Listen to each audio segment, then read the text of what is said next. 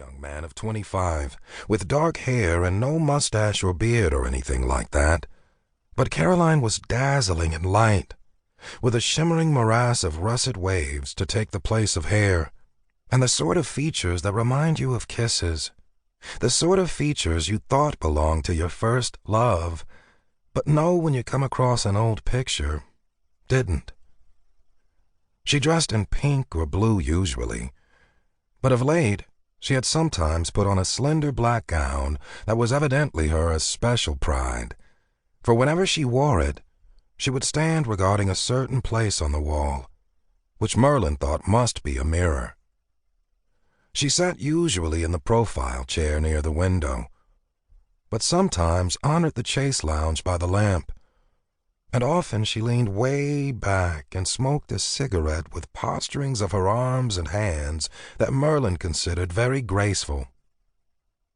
At another time she had come to the window and stood in it magnificently, and looked out because the moon had lost its way and was dripping the strangest and most transforming brilliance into the areaway between, turning the motif of ash cans and clotheslines into a vivid impressionism of silver casks and gigantic gossamer cobwebs.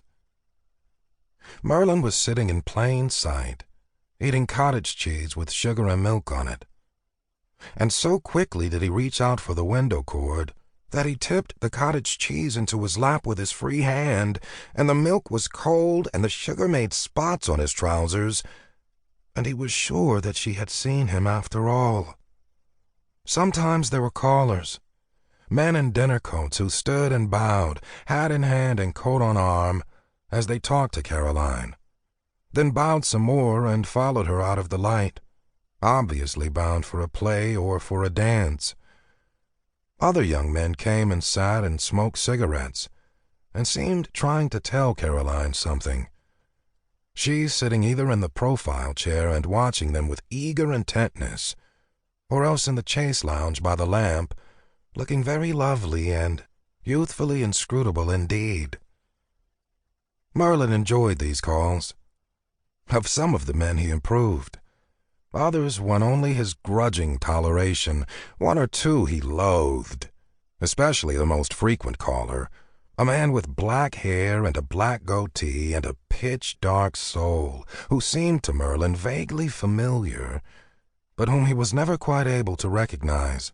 Now, Merlin's whole life was not bound up with this romance he had constructed. It was not the happiest hour of his day. He never arrived in time to rescue Caroline from clutches, nor did he even marry her. A much stranger thing happened than any of these, and it is this strange thing that will presently be set down here. It began one October afternoon when she walked briskly into the mellow interior of the Moonlight Quill. It was a dark afternoon, threatening rain and the end of the world, and done in that particularly gloomy gray in which only New York afternoons indulge. A breeze was crying down the streets, whisking along battered newspapers and pieces of things, and little lights were pricking out all the windows.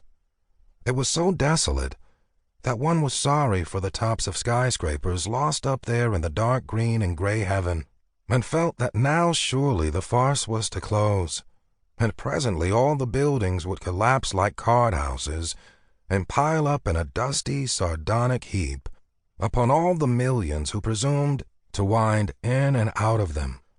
At least these were the sort of musings that lay heavily upon the soul of Merlin Granger as he stood by the window putting a dozen books back in a row after a cyclonic visit by a lady with ermine trimmings.